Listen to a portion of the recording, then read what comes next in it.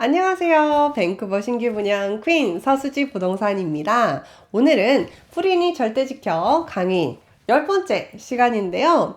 이번 시간에는요, 집 살 때 많이 얘기하는 TFSA, RRSP, 그리고 이번에 새로 생긴 First Home Savings Account 요 세 가지에 대해서 얘기해 보도록 하겠습니다. 물론 저는 뭐 회계사도 아니고, 그리고 이 세 개의 그 어카운트에 대해서 얘기를 하려면 사실 정말 방대한 그 영상이 만들어질 거예요. 그래서 저는 그렇게 하지 않을 거고요. 이번 영상의 핵심은 뭐냐면 이 세 개 어카운트에 대한 개념이 없으신 분들, 아예 감이 없으신 분들을 위해서 아주 핵심적으로 이 개념을 잡아드리는 그런 영상을 준비를 해봤어요. 그리고 first time home buyer, 첫 주택 구매하는 분들이, 수지님, 저는 뭐, 이거 세 가지, 뭐, 차이점, 어떻게 해야 되는지, 뭐, 이런 거 다 모르겠고, 그냥, 저는 첫 주택 구매자인데, 어떻게 해야 되는지만 알려주세요. 약간 이런 분들을 위해서 약간 공식처럼 제가 간단하게 만들어서 여러분들이 따라할 수 있게 그렇게 좀 도움이 되시라고 영상을 만들어 봤어요. 그러니까 여러분, 투자는, 그리고 세금 관련된 거는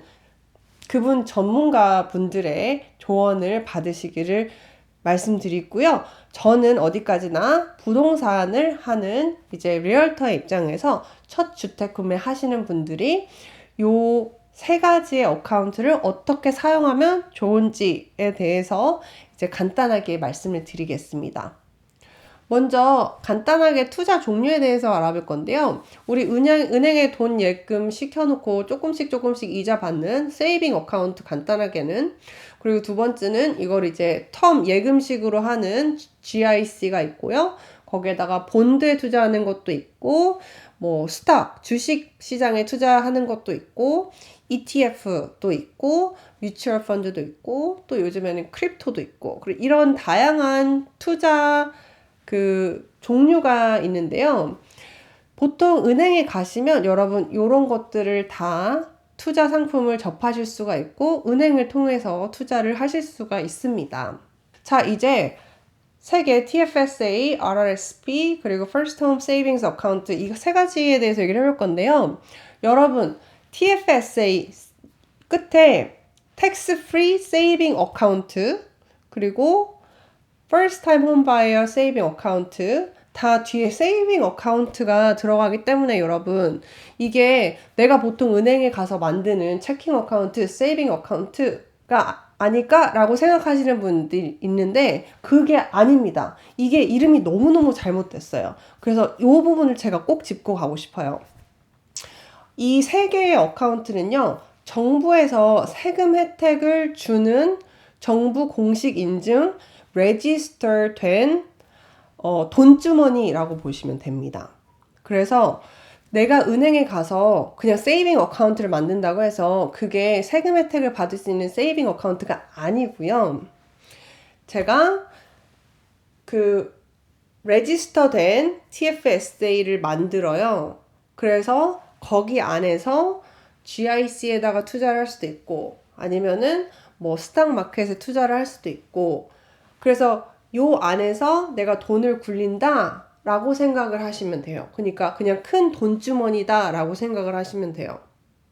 그래서 저 같은 경우에는 예를 들면 TFSA라는 돈주머니에서 돈을 굴리고 싶어요. 그러면 보통 GIC 같은 그런 텀 투자는, 원금이 보장되는 투자는 은행에 가서 저 TFSA를 만들고 싶습니다. 그리고 그 안에서 GIC 상품을 투자를 하고 싶습니다. 라고 해서 은행에서 TFSA를 만들고 그 안에서 GIC에 투자를 하는 겁니다. 그리고 저는 주식 투자도 하고 싶어요. 그러면 그 주식 투자를 거래를 할 수 있는 퀘스트레이드 그 플랫폼에 가서 TFSA를 또 하나를 만들어요. 그래서 그 안에서 주식 투자를 해서 이런 식으로 또 투자를 합니다. 그러니까 저는 TFSA라는 돈주머니가 은행에도 하나 있고, 그리고 제가 주식 거래를 하는 퀘스트레이드에도 있고, 이렇게 되는 거겠죠. 같은 방법으로 RRSP도 은행에 하나, 그리고 퀘스트레이드에 하나, 그리고 First Time Savings Account도 은행에 하나, 뭐 퀘스트레이드 하나 이렇게 만들 수가 있는 거겠죠. 그러니까 여러분 절대 TFSA라고 해서 세이빙 어카운트라고 해서 우리가 은행에서 사용하는 그 세이빙 어카운트가 절대 아니에요. 그래서 이 차이점을 꼭 이해를 하셔야 돼요. 보통 이 세 가지 어카운트를 많이 부동산에서 얘기하는 이유가 캐나다에서 주택 구매하는 분들을 위해서 세금 혜택을 주기 때문인데요.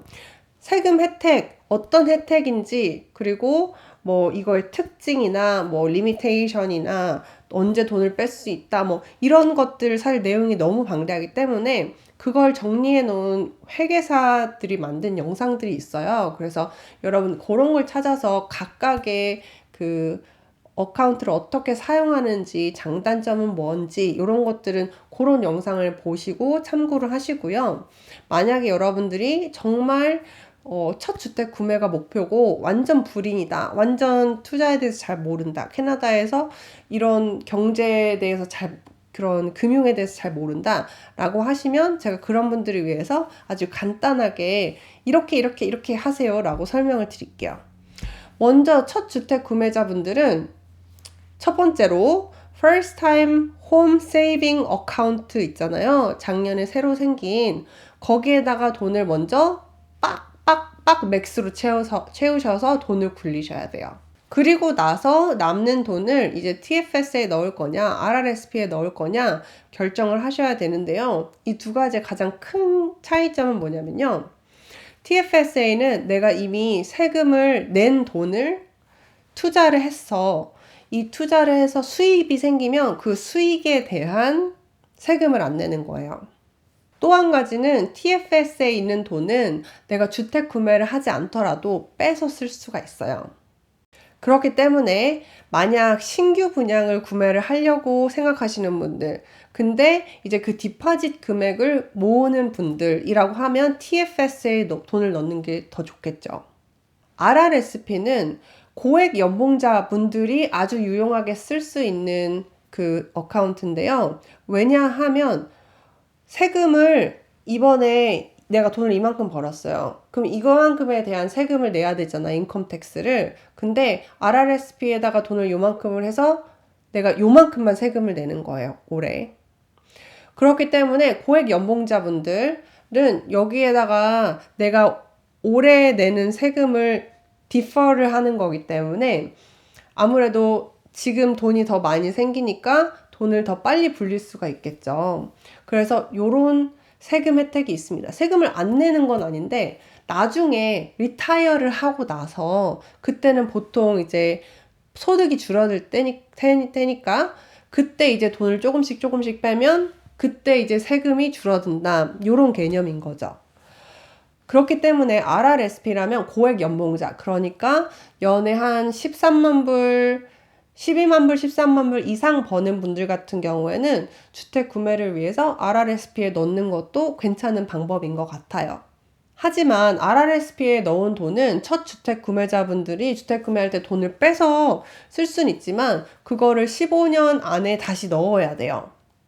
또 한 가지 단점은 뭐냐면 여러분이 만약에 신규 분양을 구매한다라고 하시면 그때 디파짓을 위해서 필요한 돈을 RRSP에서 꺼낼 수는 없습니다.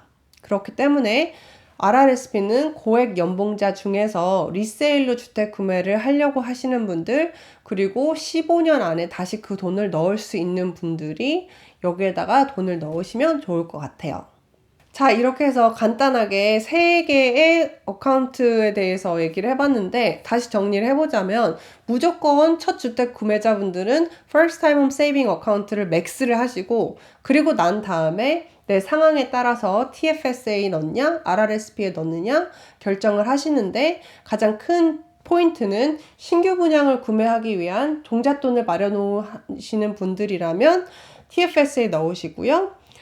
리세일을 구매하려고 준비하시는 분들 중에서 첫 주택 구매자이고 그리고 세금을 디퍼를 하되 15년 안에 다시 그 돈을 채워 넣을 수 있는 그런 고액 연봉자분들은 RRSP에 넣으셔도 좋다라는 이제 정리를 해보았습니다. 그럼 저는 다음 강의에서 만나도록 하겠습니다. 안녕!